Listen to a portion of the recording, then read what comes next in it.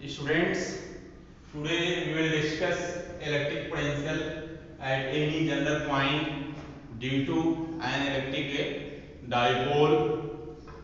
Electric potentials electric dipoles के कारण उसके एक्सिस पर व साथ ही इक्विपोटेंशियल सरफेस पर हम लोगों ने निकालना सीखा हुआ है, जिसकी वैल्यू इक्वि एक्सियल पॉइंट पर V axial is equal to k p upon r square आया था।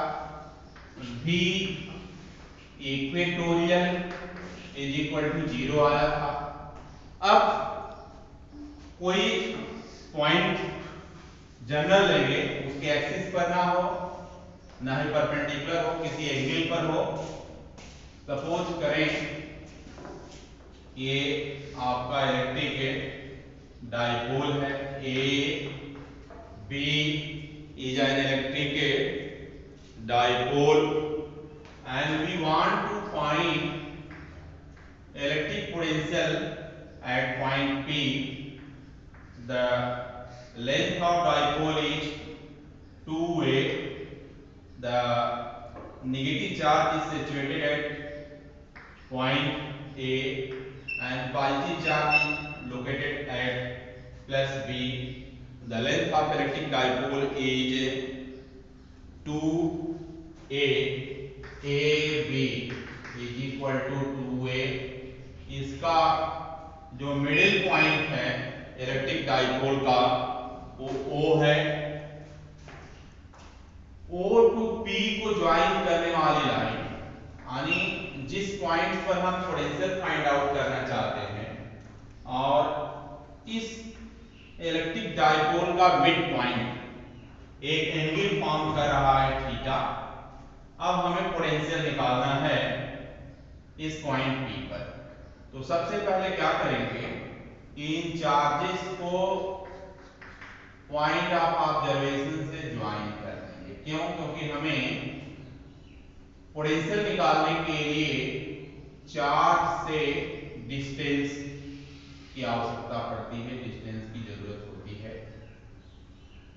इस प्रकार से इसको ज्वाइन कर दिया गया। एक पोजीशन वेक्टर R है, R1 R2 रिप्रेजेंट कर दिया गया डिस्टेंसेस इनकी। अब पोटेंशियल अलग अलग निकाला जाएगा। तो potential at point P due to the minus Q charge of electric dipole V1 suppose कर लें, तो V1 is equal to minus या K minus Q upon AP is equal to minus KQ upon R1। AP is equal to R1, BP is equal to R2, OP is equal to R. This is the distances from charge to point of observation. तो V1 निकाल लिया गया, V1 is equal to minus KQ upon R1 हो गया। अब इसी तरीके से प्लस Q चार्ज के द्वारा P पॉइंट पर पोटेंशियल, तो potential at point P due to the positive charge of electric dipole V2 suppose कर लें, तो V2 is equal to KQ upon BP and KQ upon R2 हो जाएगा। Total potential total potential at point P due to the electric dipole V equal to V1 plus V2। क्यों? कि potential scalar quantity होती है, तो अलग अलग potential individual के द्वारा निकालें और उनका हम क्या कर लें, अलजेब्राइक सम कर लें, सिंपल सम कर लें। तो V इक्वल टू V1 की वैल्यू मालूम है माइनस के क्यू अपॉन R1 प्लस के क्यू अपॉन R2, के क्यू कॉमन है 1 by R2 minus 1 by R1 that is R1 minus R2 upon R1 into R2 के Q V equal to k Q with in bracket R1 minus R2 by R1 into R2 होगा। अब यहां पर एक assumptions लेंगे कि इस B point से AP पर परपेंडिकुलर डाला जाए। ये मान लिया जाए कि इस प्लेन के आगे जो डिस्टेंसेस है वो सेम है, तो यहां R1 माइनस R2 ये डिस्टेंस यहां कोई पॉइंट सपोज कर लें M कर लें, तो AM is equal to R1 minus R2 हो जाएगा। अब इसमें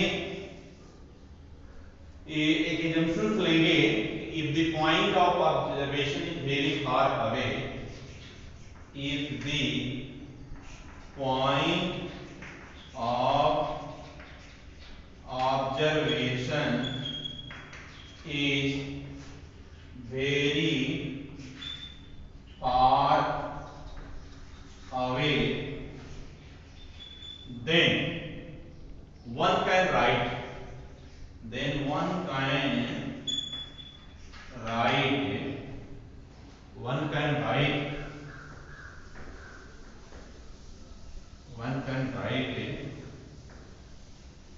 R1 minus R2 is approximately 2a या AB cos of theta.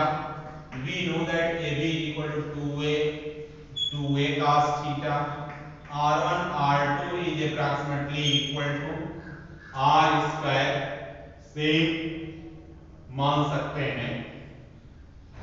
तो वहां से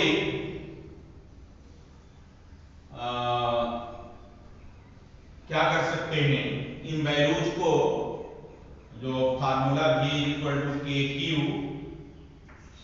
Q R1 minus R2 a b या 2a cos of theta upon R square लिख सकते हैं। अब इसको अरेंज करेंगे तो k p cos of theta upon R square हो जाएगा। Since we know that q into 2a is equal to p, electric dipole moment is equal to q into 2a, p बराबर q into 2a होता है, तो q into 2a का स्थान पर p रख लिया गया, तो k p cos theta upon r square आ गया। Potential is equal to k p cos theta upon r square आ गया। अब इसमें देख रहे हैं कि cos थीटा है, इलेक्ट्रिक डाइपोल मोमेंट हम लोग जानते हैं कि वेक्टर क्वांटिटी होती है, तो इसमें टर्म्स को इस तरीके से अरेंज करें कि दो वेक्टर्स का प्रोडक्ट के फॉर्म में हो जाए कि ताकि cos थीटा रिमूव हो जाए। स्केलर प्रोडक्ट का जो कांसेप्ट है कि वेक्टर a और vector b equal to mod of a mod of b cos of a theta, तो उससे रिमूव करेंगे उसी कांसेप्ट से। तो vector p vector r dot upon r q इसको कर सकते हैं, और शॉर्ट फॉर्म में v equal to k vector p dot r cap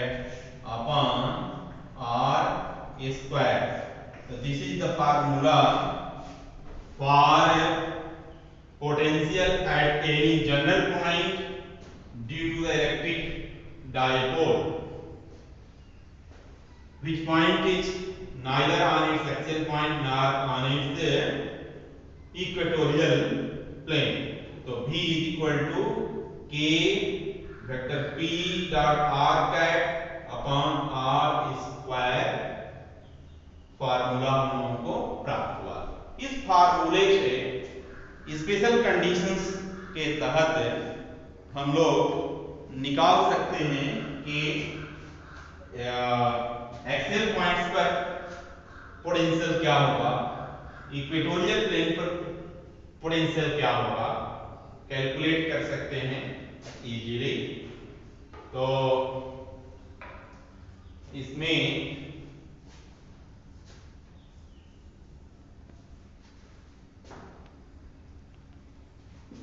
देख लेते हैं special case. Special case 1, if the point of observation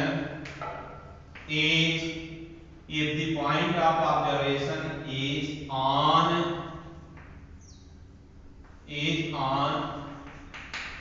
axial point, then theta is equal to 0 degree or 180 degree। यदि P इसके axis पर होगा उस situation में theta 0 हो जाएगा या 180 डिग्री होगा। तो V equal to KP cos 0 degree and R square cos 0 की वैल्यू 1 होती है, तो KP अपॉन R स्क्वायर, जो कि हम लोगों ने पहले से कैलकुलेट किया है। Case second, if the point of observation is on its axial, is on its equatorial point, then the value of theta will be, then theta is equal to 90 degree, and putting the value of theta in the above relation k 90 upon r square, we know that cos 90 is equal to 0, so its value comes 0, which we have earlier proved, जिसको कि हम लोगों ने पहले ही prove करके देख लिया है। तो इस प्रकार से अभी हम लोगों ने सीखा कि electric potential at any general point due to electric dipole क्या आती है, उसकी वैल्यू हम लोगों ने प्राप्त किया, V equal to KP cos theta upon R square होती है। Theta is the angle between electric dipole movement to the line joining the point of observation to its middle point, यानी इसके मिडिल पॉइंट और point of observation को join करने वाली line और electric dipole के बीच में जो एंगल थीटा बन रहा है उसके कोसाइन के वैल्यू पर भी पोटेंशियल की वैल्यू निर्भर करती है, डिपेंड करती है। इस प्रकार से हम लोगों ने इसको डिराइव कर लिया। The next topic is relation between electric fields and potential. The next topic is relation between electric fields and potential. तो आइए उसको भी हम लोग डिस्कस करते हैं।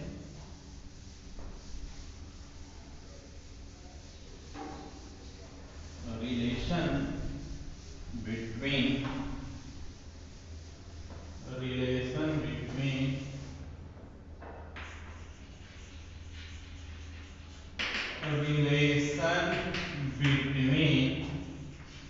electric field and potential। Electric potential, relation between electric fields and potential, electric potential और electric field के बीच में संबंध स्थापित, क्या रिलेशन होता है, किस तरीके से इसकी वैल्यू रिलेटेड होती है। तो एक पॉइंट चार्ज के द्वारा, एक पॉइंट चार्ज के कारण उससे r डिस्टेंस अवे पर इलेक्ट्रिक फील्ड की value E equal to k q upon r square होता है। पोटेंशियल इसी चार्ज के कारण इस P पॉइंट पर AP dP is equal to k q upon r होता है। तो यहां देख रहे हैं कि फील्ड की वैल्यू तेजी के साथ डिक्रीज हो रही है as compare to the electric potential, यानी इलेक्ट्रिक पोटेंशियल फील्ड के डायरेक्शंस में डिक्रीज कर रहा है। तो इसको ध्यान दें कि the potential electric potential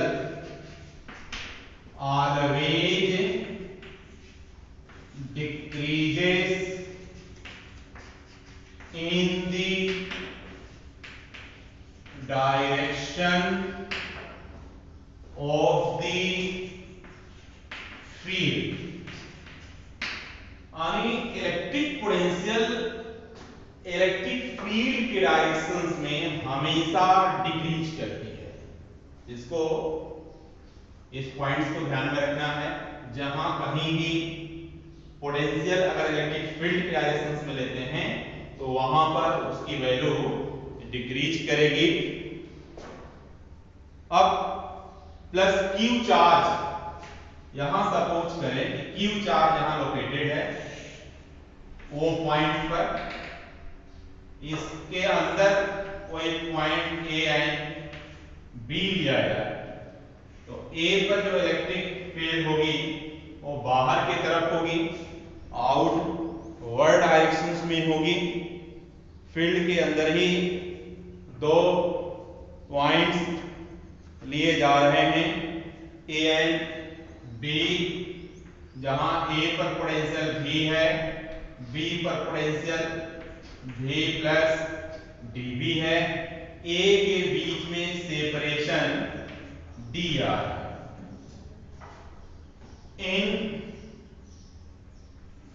inside the electric field, inside the electric field there be two points, there be two points A and B, A and B at a separation dr and potential at respective points are V and V plus dV।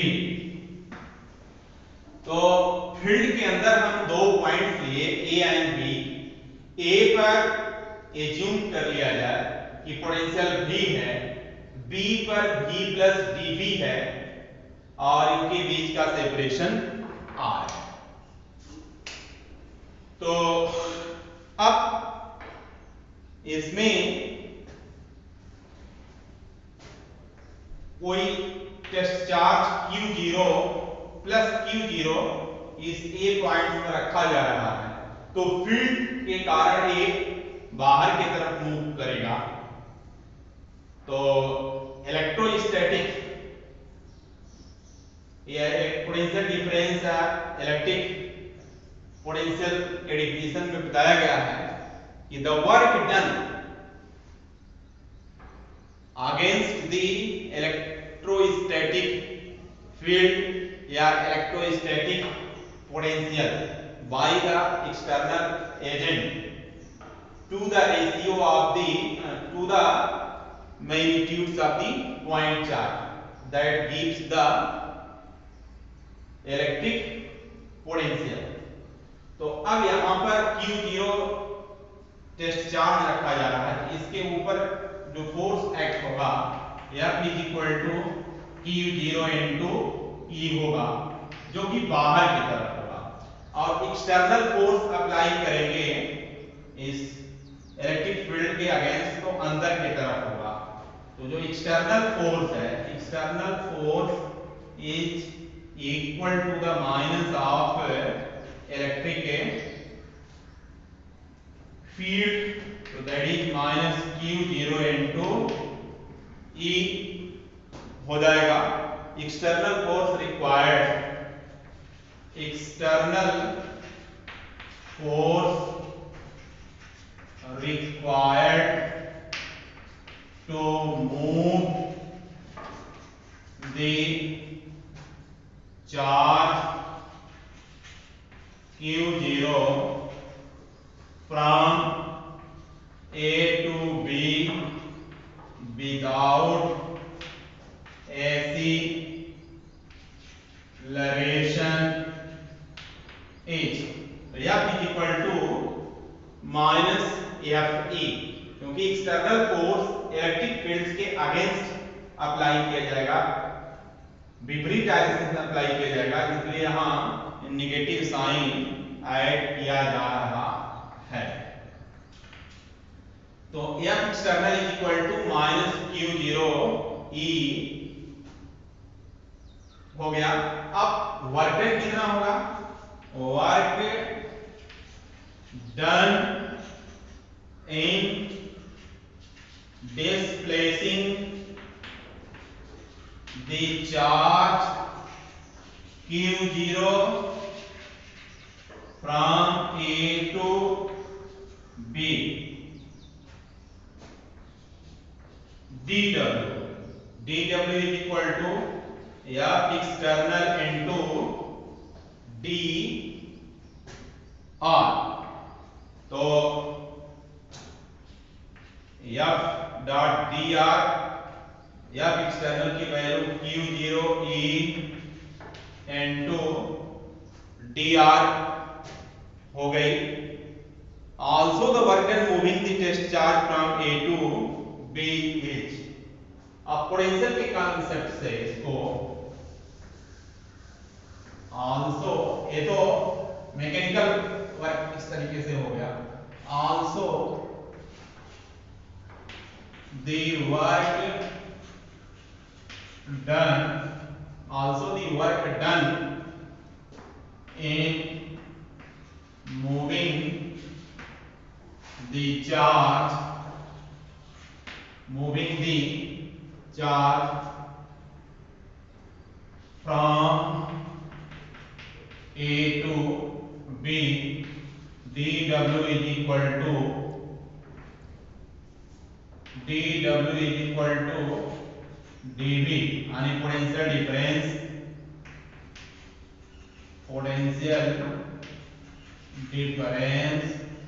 Multiplied charge, तो इसमें potential difference V plus dV minus V into dr, तो dV into dr आ जाएगा। Charge Q0 into dV हो जाएगा। Both working को equate करेंगे।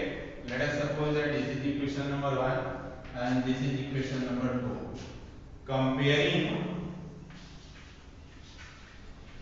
comparing the equation 1 and 2, we get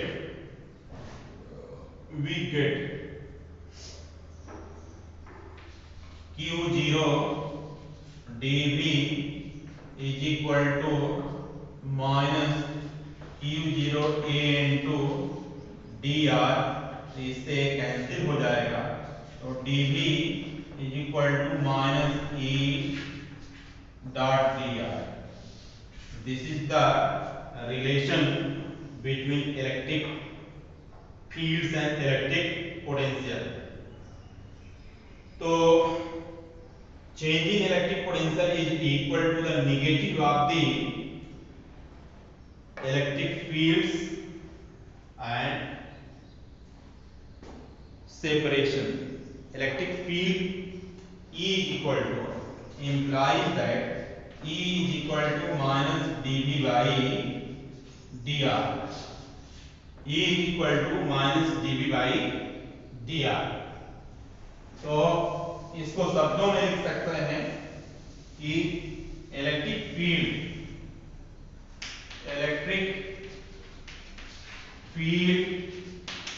is equal to the negative of the potential gradient. यानी electric field potential gradient के negative के बराबर होता है. वही जो पहला कांसेप्ट बताया गया था कि पोटेंशियल ऑलवेज इलेक्ट्रिक फील्ड के डायरेक्शंस में डिक्रीज करता है. तो ये कांसेप्ट निकल करके आया. अब इससे क्या कंक्लूजन मिल रहा है कि electric field is in that direction in which the potential decreases is the best conclusion. conclusion क्या है कि पहला conclusion फर्स्ट है, the electric field is in that direction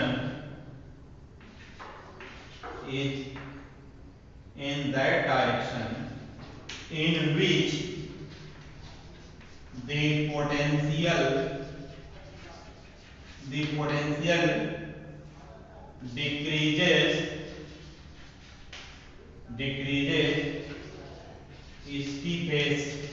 steepest का मतलब कि जिस दिशा में इलेक्ट्रिक पोटेंशियल तेजी के साथ घट रहा होगा उसी डायरेक्शंस में इलेक्ट्रिक फील्ड की दिशा होगी. या एक कहा जाए कि electric potentials always decreases in the direction of electric field.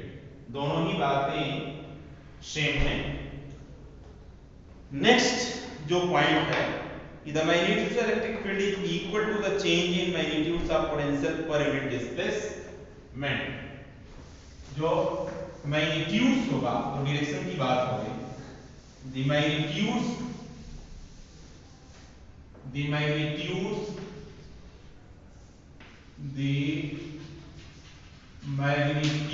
of the electric field is equal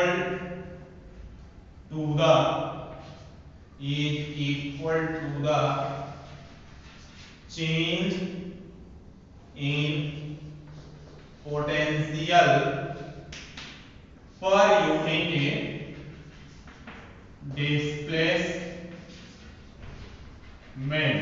per unit displacement. इस प्रकार से हम देख रहे हैं कि जो इलेक्ट्रिक फील्ड का मैग्नीट्यूड है वो पोटेंशियल में यूनिट डिस्प्लेसमेंट में जितना चेंज हो रहा है उसके बराबर होगा. Is equal to the change in magnitudes of the potential पर यूनिट डिस्प्लेसमेंट. इस प्रकार से डिस्कस हो गया. अभी next topic equipotential surface. The next topic is equipotential surface. Equipotential surface. Equipotential surface is very important topic. With this topic, always question is asked in the examination. Equipotential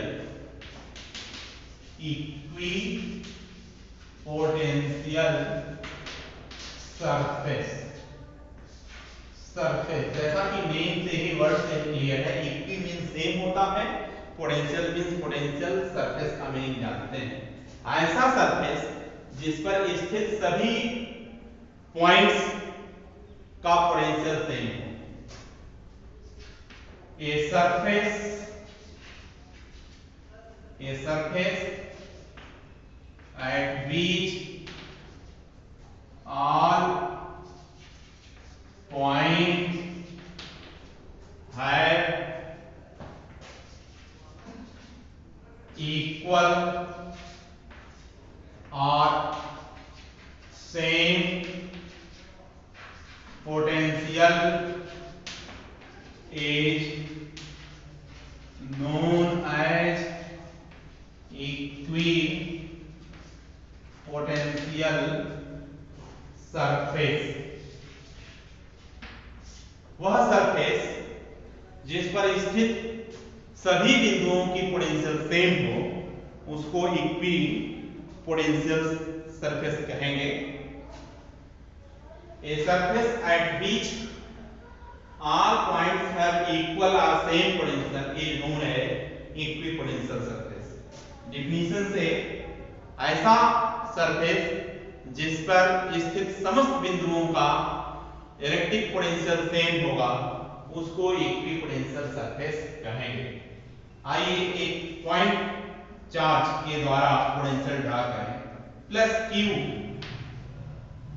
के द्वारा equipotential surface इससे r distance पर अगर draw किया जाए तो एक sphere होगा यानी इससे r distance away each and every point पर पोटेंशियल सेम होगा which is equal to V is equal to KQ upon R because R is same। यहाँ पॉइंट लिया जाए A, B, C, D, तो इस ईच एंड एवरी पॉइंट पर potential same होगा और यहाँ से एक सरफेस